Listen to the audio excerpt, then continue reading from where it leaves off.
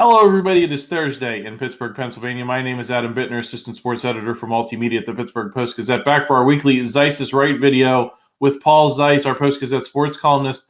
Paul, you're in the car because it's been quite the commute with all the flooding around Pittsburgh today, huh?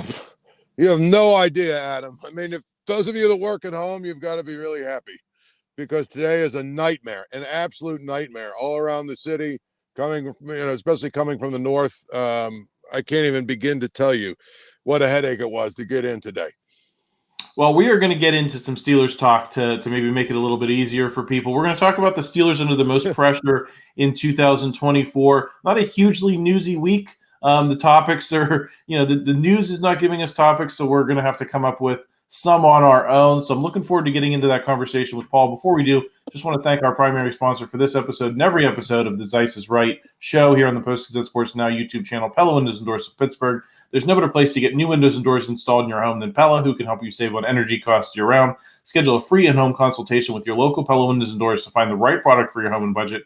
Give them a call at 866-593-1560 to discuss your project further. That's 866-593-1560 to get started planning on your new windows and doors installation with Pella Windows and Doors of Pittsburgh.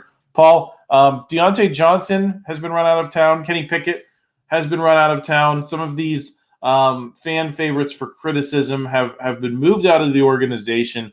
So I'm curious who the new Steelers are that are facing scrutiny, pressure going into this coming season with the way things are currently setting up. I got some guys on my list, but I wanted to give you a chance to list yours first.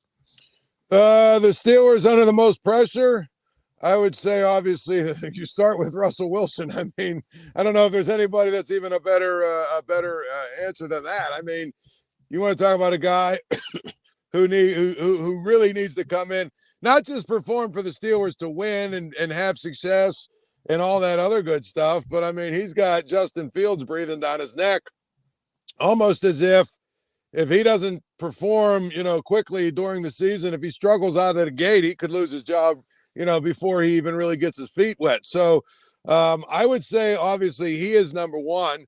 And I'm all about, the offense. So number two to me is George Pickens. I mean, last year was pretty clear George Pickens was going to be, transitioning into that number one receiver. Well, now it's him. There's no ands, ifs, or buts about it. It's him. He's got to be the guy who makes it happen. He's got to be the guy who, every week leads them in receiving and scores touchdowns and makes big plays in the passing game.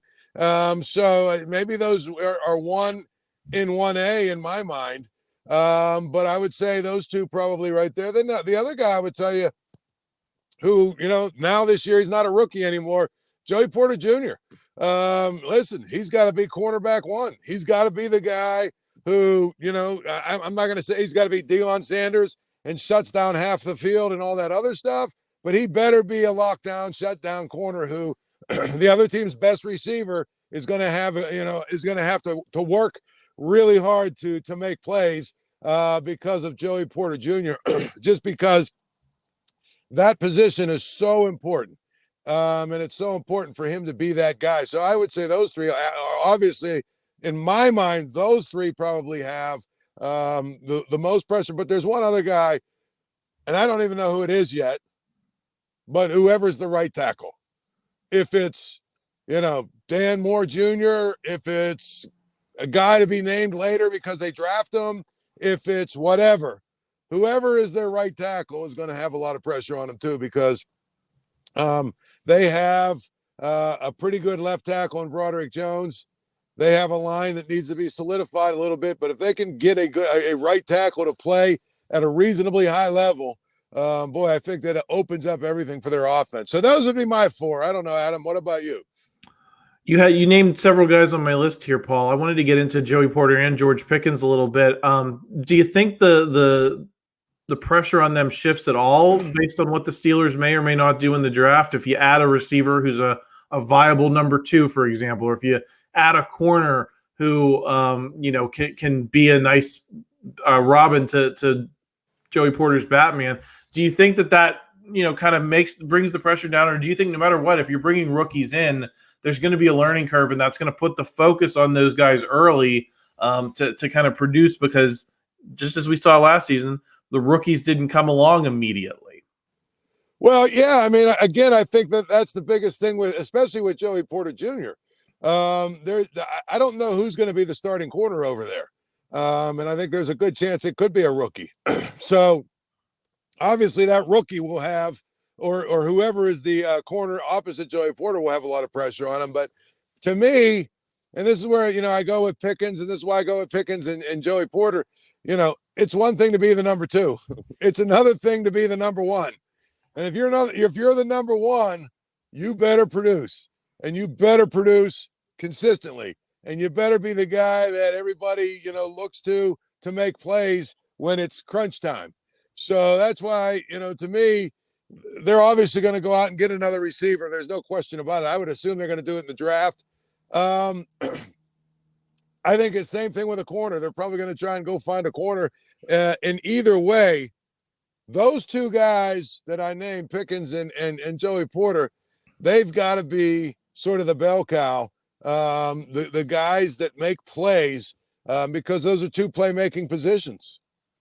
Where do you think Justin Fields stacks up in this, Paul? Obviously, he's looking like the number 2 going into the season, but I think there's still some level of pressure for him to at least make people think about him a little bit behind Russell Wilson, because if not, I mean, where does his career go from here? He's on a 1-year deal. No one really wanted him other than the Steelers, in the offseason. They got him for a much lower price than I think you and I expected.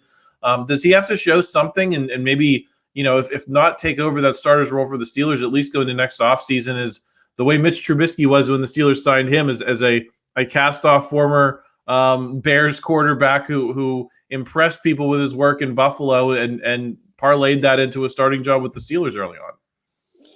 Yeah, well, I think Justin Fields, it's kind of funny. He has no pressure at first because he's not going to be the starter. But to your point, he's trying to earn another contract. He's trying to preserve his whatever's left of his the idea that he can be a starter for a long, long time. So he has to perform well, at least to the level of the Steelers really taking a hard look at him and deciding, listen, I can't imagine they're going to pick up his 5th-year option. I just don't think that's going to happen. They're not going to commit to him before they actually see him in training camp or in practice situations or even OTAs. But I do believe that he's got some pressure on him to show them enough that before the season they decide, listen, we're going to offer you, a 2-year deal, 2-year extension for, I don't know what, $10 million a year or something. I don't know, $20 million, which is still nothing at all in the grand scheme of things. Say, listen, we like what we've seen so far. We like how you progressed. We actually can see a path where you could be our starter at a point. And so given that, we're going to give you the opportunity. We're going to give you the opportunity to, continue on your journey. This is what it's going to cost you. And that's where they go from there. I want to ask you about Minkah Fitzpatrick, Paul. Listen, we've seen what he can do, but at times in the past couple of years, he has not done it in the moments that seem to matter most. Didn't play well in the playoff game against Buffalo. Didn't miss him. The Steelers didn't miss him when he was out injured for a lot of that 3-game winning streak that put them into the playoffs. You bring in DeShon Elliott, a guy who is very good at stepping up and run defense, which is kind of what held Minkah Fitzpatrick back. He has a huge contract for a safety. Is there no more excuses for him anymore? And especially with Patrick Queen as well. I forgot to mention him at middle linebacker. They should be better in those spots where he's had to step up for them recently. Is the time now to start seeing him generate turnovers and become that center field player that the Steelers have honestly kind of lacked because of their needs in the last couple of years? Well, I mean, I would think that obviously there's a lot of pressure that's been taken off of him by some of the moves that they've made for sure. And I think that here's the thing, Adam, and I know I'm in the extreme minority here, but I've always thought Minkah Fitzpatrick is extremely overrated. I actually think he's been a good player at times. I don't know that he's justified or merited his contract. I don't know that he's this. I know he's, I think he's been all pro maybe or something, but I just don't know. I watch him play and I say there's so many plays he doesn't make. He's not a guy that, to me, really warrants and justifies being mentioned with TJ Watt and some of the other stars they have on defense. I just don't. I mean, I think he's a good player. Don't think he's a great player. I said this, I don't know, a month ago. The Steelers should try and trade him, and see if they could trade him. But they're not going to, probably. It's going to be hard to trade him because of his contract now and everything else. So he better go. He better make plays. He better be that guy. Again, he better be the guy that they thought they were getting when they traded for him way back when he came. And, we saw flashes of it at times. We saw different, times when it looked like he was going to be that guy.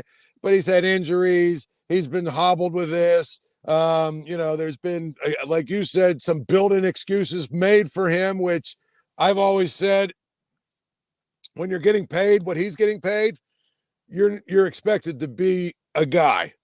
And I just don't know that he's been that guy. I think he's been, I'm sorry, you're expected to be a dude, to use young people like you, the way that young people like you talk. I'm not quite that young, Paul. Okay, but I'm just saying, you know what I mean? You're expected to be a dude. And, he just hasn't been that. And so I feel like, this is a big year for him in a lot of ways, if he really wants to justify, his contract and his status as sort of a star player. I'm going to ask this one quickly, Paul, just because I want to get into the Pirates and some Pitt topics. But Patrick Queen of the newcomers, I mean, there's got to be some level of pressure on him, right, to justify this contract. I think a lot of people are excited about him, but I think that patience will, just as it did with Devin Bush, just as it has with a lot of those guys who've played in the middle in the last couple of years, the patience will wear thin quickly if he doesn't produce, right? Yeah, I mean, he's got to produce, and of course, he's got that stigma that he's a Ravens guy. So if he doesn't produce early, I think people are going to be really quick to try and hammer him. But I think he's going to have a fantastic year. I think it's set up for him to have an incredible year based on the way the Steelers play defense. Based on the players around him, provided that Watt and Highsmith stay healthy. Provided that Joey Porter Jr. does what we think he's going to do. And listen, the safeties, I think, are good players. Again, I think if the safeties do what they're supposed to do, I don't see why Patrick Queen won't have a monster season playing here. There's a lot of people that basically said that the Ravens defense sort of propped him up and who he played around. Well, it's not like he's playing around it's not like he's playing around stiffs here. I mean, he's got a lot of good players around him here. So I think he's going to have a monster year. He's one of the least of my worries with this team. I think he's going to be pretty good. Paul, we're going to get into some Buccos. Before we do, just want to thank another sponsor, Pitt Johnstown. It's a Pitt quality education with up-close and personal learning. A top-ranked Northeast Public College by U.S. News and World Report. Generous scholarships and financial aid are available, located on 655 picturesque acres with easy access to the city center, including shopping and dining. It's a vibrant campus life with an active D2 athlete community. Check out Pitt Johnstown today. Paul, has anything about this hot Pirates start? They're 5-1 as we're recording this on Thursday morning. Has anything changed your big picture opinion about them? Or is it hard for that to happen a year after they collapsed from 20-8? Obviously rebounded late in the season, but really went into a swoon, looked like a 100-loss team for a couple of months after that hot start last season. Do you fear deja vu there, or do you look at the fact that important pieces are hitting well and think, maybe that's better than where they started from last season? Well, I mean, I think I said about 78 wins, I think is what I picked for them, 78 wins. What's the number one concern that we had going into the season? The starting rotation. And we've seen, their guy that they just signed to a 5-year deal that's supposed to be their bell cow, right? Mitch Keller. He's pitched twice and he's looked a lot like Mitch Keller, and that ain't a compliment. So you've got that to worry about. You've got obviously the Bailey Falter thing. I don't even know what they're doing. Jared Jones was great. Okay. What I saw from Marco Gonzales is exactly what I thought I'd see. He grinded and found a way to get through 5 innings, which is what he'll do. He only gave up 1 run. Some days he'll grind through and give up 4 runs. And so my only point is when your pitching staff really is, boils down to a lot of guys with a lot of questions. And even as fantastic as Jared Jones is, I think there's a lot of people that forget, it wasn't like he threw an 8 inning, 1 hit, one hit shutout. I mean, he did give up 3 runs in 5 innings or whatever it was. So, and that's not the rip on the kid at all. I think he's fantastic. I think it was fun to watch him throw the ball. My point is every one of these starters has a question mark that I don't know that we've really, eliminated it yet, and probably won't for another, 3 or 4 weeks. And that's why, to me, they still look like a 78-win team to me. I mean, I just feel like that's what they're going to be. They're probably not going to have the complete collapse that they did last year, where they went for 2.5 months and were just terrible. But I do think they'll have some periods where they struggle a little bit and they don't win a lot of games. And I think, at the end of the day, it's gonna look like what we kind of thought it was going to look like, a team that got close to 81 wins, but just didn't quite have enough pitching to get there. Yeah, I'm right there with you, Paul. I got to see a lot more from these pitchers before I change my big picture. I mean, we saw Connor Joe tear the cover off the ball early last year too. We said he wasn't going to hit 400 last year. He didn't, and I don't think he's going to hit 400 this year. So, it's nice to get off to a nice start. I think it makes for better discussion for guys like you and me. But not a ton of optimism that a whole lot has changed in the big picture yet.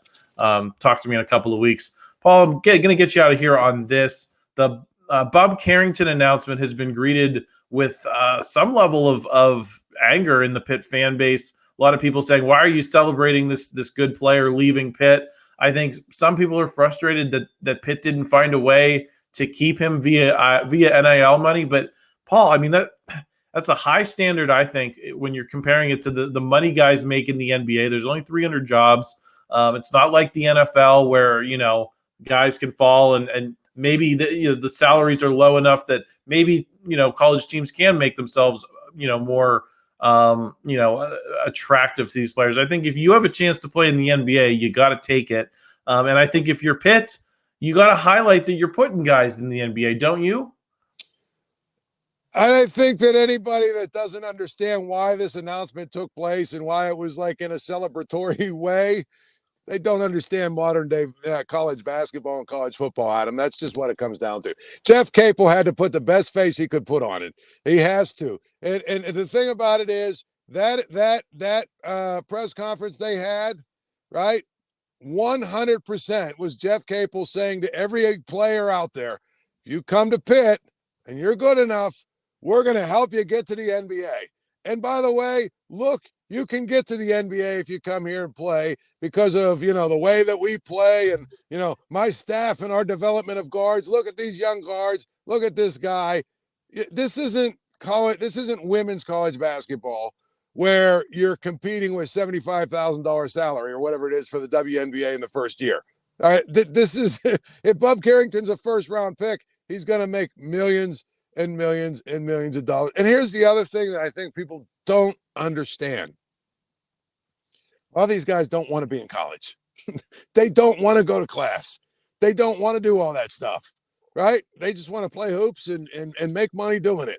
And so, it's unrealistic to think you can make a guy like that or get a guy like that to decide, hey, I want to stay. I want to be here if he doesn't want to be here. So if you're Pitt, if you're Jeff Capel, you absolutely have to frame it in a way that you're basically saying, look at the strength of our program, look at the strength of the way our coaching staff develops guys. And by the way, if you're good enough, I will never hold you back from going to the NBA. In fact, I'm telling him, you know what? I checked into the NBA and they said he's going to be a first round pick. And I told him, you got to go. That's all that was. It's what we call a dog and pony show, but you have to do it. If you want to ever be able to recruit the best players or get players to come to play for you, you have to do it. I agree, Paul. I think NIL can make a difference in marginal cases, but I don't think Bub Carrington was a marginal case, and I don't think there was any chance that whatever resources Pitt NIL could have mustered would have kept him here. So I'm right there with you. It was something that needed to be done. Paul, any final thoughts before we sign off here? I know you got to run. No, but real quickly, we'd be remiss. Let's do this real quickly. I have South Carolina beating NC State. I have Iowa beating UConn. I have South Carolina beating Iowa, and then I have Connecticut beating who do they play? NC State, right? Is it Connecticut, NC State, or is it no Connecticut? Yeah, I think so. Yeah, I have Connecticut winning it all. I can't think of the other matchup, but I know Alabama plays. Alabama, NC State, Purdue. Who does Purdue play? I think it's Alabama, but I could be wrong. Yeah, I don't know. Anyway, I got Purdue. I got Connecticut beating Purdue in the championship game. Put it that way. Yeah, fair enough, Paul. All right. I'm going to pick – I'll probably go with UConn as well, although I love that NC State team that we got to see up close in Pittsburgh. Kind of cool to see them make that run to the Final Four. Yeah, obviously. All right, well, we will be back next week with Paul. I'll be back on Saturday as well with the Steelers mock draft tracker video. Please make sure you're subscribed. Please like the video if you enjoyed it. Help us out in the YouTube algorithm, and we'll talk to you again real soon.